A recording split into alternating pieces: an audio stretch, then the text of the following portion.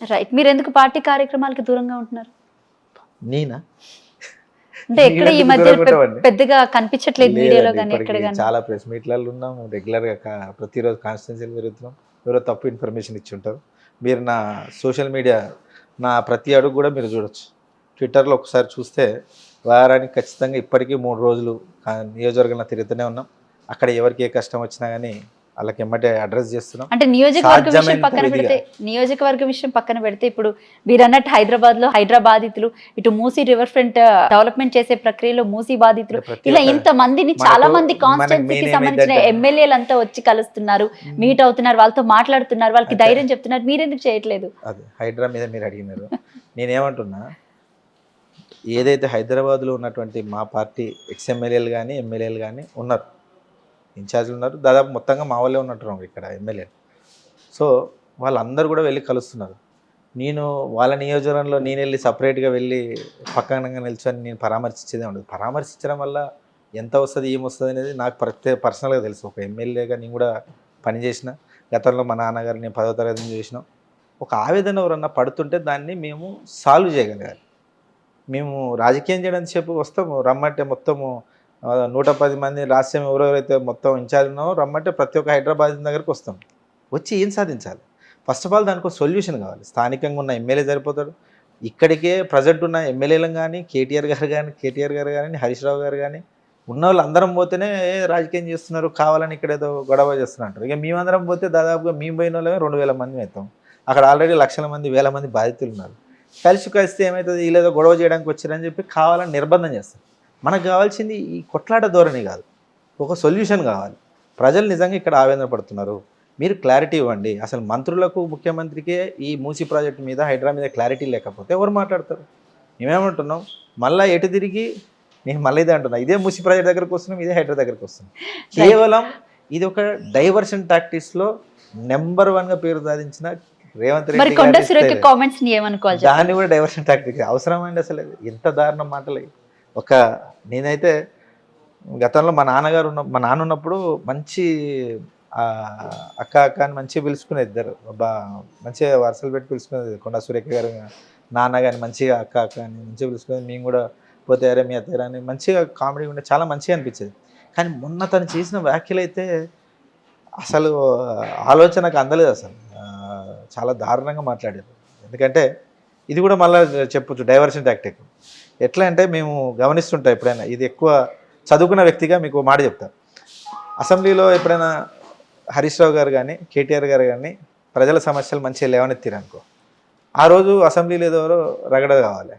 దాంట్లో భాగమే సబితేంద్రారెడ్డి గారిని అసెంబ్లీలో ఆ రోజు కేటీఆర్ గారు చాలా బాగా మాట్లాడారు. ప్రతి సమస్య మీద మాట్లాడిన రోజు వీటి సమాధానం చెప్పలేక ఏమన్నారంటే, ఇక వాళ్ళు శాత కదని రేవంత్ రెడ్డి గారు లేచి సబితేంద్రారెడ్డి గారిని తప్పుడు మాటలు మాట్లాడినారు.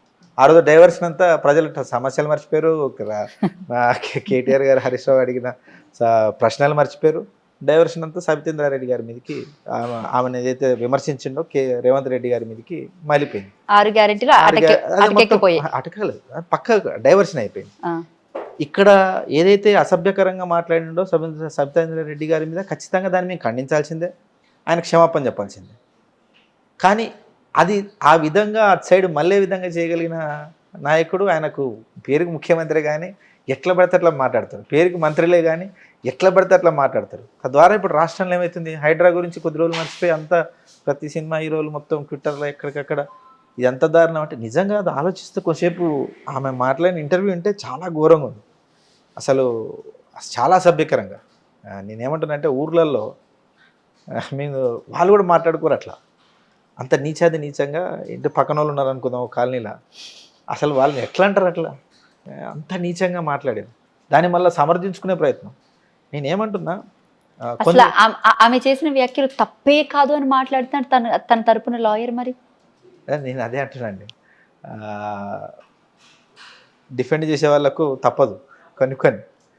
ఇప్పుడు సపోజ్ సొంత తమ్ముడే, సొంత కొడుకు ఏదన్నా చేసినప్పుడు కాపాడాల్సుకున్న జోడే పోరా అని అనలేరు కదా. ఒకరన్నా ఒకరు మళ్ళీ చేయడలే అని అనిపించుకోవడానికైనా కానీ ఏదో డిఫెన్స్ చేయాలి కదా. సో అక్కడ ఏం జరుగుతుందనే దాని మీద మీరే ఆలోచించాలి. ఈరోజు మళ్ళీ మనం ఏం టాపిక్లు మాట్లాడుకుంటాం, ఎక్కడైనా రాష్ట్రంలో ఏ చెట్టు కింద అయినా కానీ ఏం నడుస్తుందంటే హైడ్రా గురించి, మీరు చెప్పిన దానికి పూల నేను కొట్టడం గురించి, ఏకీభవిస్తాను. సురేఖ గురించి, ఇచ్చిన సురేఖ గురించి, 421 హామీలన్నీ నేనేమంటున్నా కూడా సురేఖ గారి గురించి ఇవే నడుస్తున్నాయి. నేను ఏమన్నా చెప్తున్నా, ఈ టాపిక్ డైవర్షన్ టాక్టిక్స్ ఏ ఉన్నాయో ఇవి కొంచెం ప్రోగ్రెసివ్గా ఏదైనా డెవలప్మెంట్ ఓరియంటెడ్గా. ఈరోజు మేము సపోజ్ హైడ్రా గురించి అడుగుతున్నాం, నువ్వు ఏదో సంక్షేమ పథకం అవ్వాలి పక్కాగా రుణమాఫీ 30% అయినట్టున్నావు. నువ్వు ప్రతి ఒక్క మీ ఎమ్మెల్యేలతోటి ప్రతి ఒక్క నియోజకవర్గం తిరుగు. నువ్వేమన్నావు ప్రజాపాలన అన్నావు, ప్రజాపాలన తోటి ఊర్లలో ఎమ్మెల్యేలే అక్కడ ఉండట్లేరు ఎవరు. నువ్వు పెట్టిన ప్రజాభవనం పేరుతో పెట్టిన దానికి అసలు దిక్కే లేదు అక్కడ. ఎవరు పోయినా కానీ రెస్పాండ్ కావట్లేదు చాలామంది చెప్తున్నారు. అది అఫీషియల్గా టీవీలలో కూడా వస్తుంది.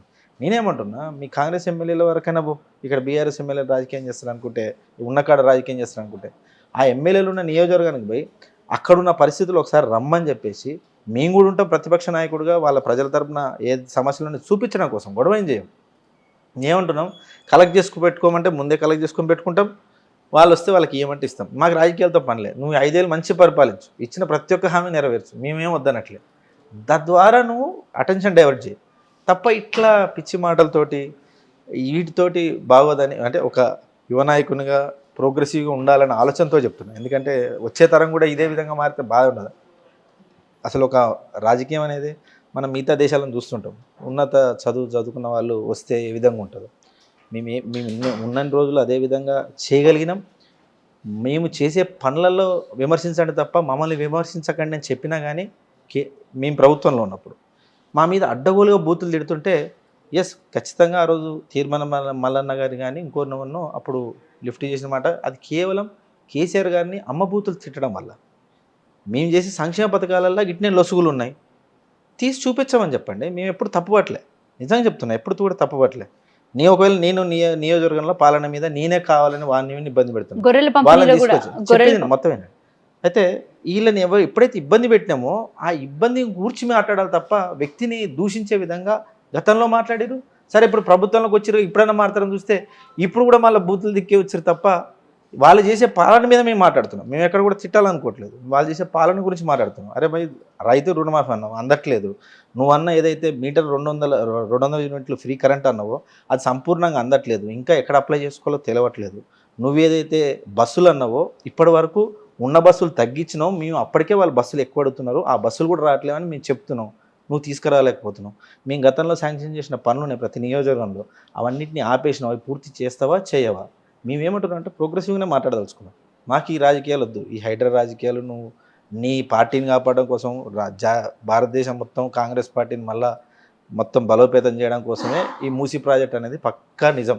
ఇది ఖచ్చితంగా దాంట్లో ఎట్లాంటి ఆలోచన అవసరం లేదు. మూసీ ప్రాజెక్ట్ వల్ల నల్గొండ రైతులకి ఎక్కువగా మంచి జరుగుతుంది అంటున్నారు. మరి ఖచ్చితంగా అంటే నేనేమంటున్నా, ఎస్టీపీల ద్వారా ఏదైతే మేము నీటి శుద్ధి చేయగలిగినామో అప్పుడే మా గవర్నమెంట్లోనే మేము టెండర్లు పిలవడం జరిగింది. అప్పుడున్న దాంట్లో నాకు కూడా క్లారిటీ లెక్క తెలియదు, 18,000 కోట్లు అని మన కేటీఆర్ గారు చెప్పినారు.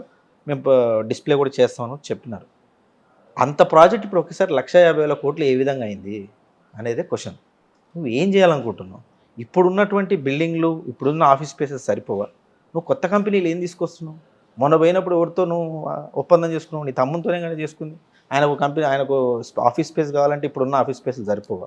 నేనేమంటున్నా అంటే ఇవన్నీ ఉండగా 40 ఏళ్ళ నుంచి అక్కడ ఉంటున్న వాళ్ళని ఇబ్బంది పెట్టడం, నిజంగా ఒకతను గుండాకి చనిపోవడం కావచ్చు, భార్యాభర్తలు ఇద్దరు చనిపోతే బిడ్డలు అనాథలు కావడం కావచ్చు, కొంచెమన్నా నీకు మనసు కలిసివేయట్లేదు. నేనేమంటున్నా, పూర్తిగా ఈ రాష్ట్ర తలరాతని, రాష్ట్ర భవిష్యత్తుని తీసుకెళ్ళి ఢిల్లీ వాళ్ళ చేతిలో పెట్టండి. కాబట్టికే ఈరోజు ఇక్కడ ఇంతమంది బాధపడుతున్నారు. నిజంగానే ఆయన ఖచ్చితంగా ఆయన కూడా బాధ అనిపిస్తుంటుంది, కానీ ఆయన ఏం చేయలేదు. ముఖ్యమంత్రి హోదాలు కూడా ఆయన ఏం చేసే పొజిషన్లో లేడు. అదే ఆయన పరిస్థితి ఇప్పుడు ముఖ్యమంత్రి రేవంత్ రెడ్డి గారి పరిస్థితి అని మాత్రం చెప్పాల్సి.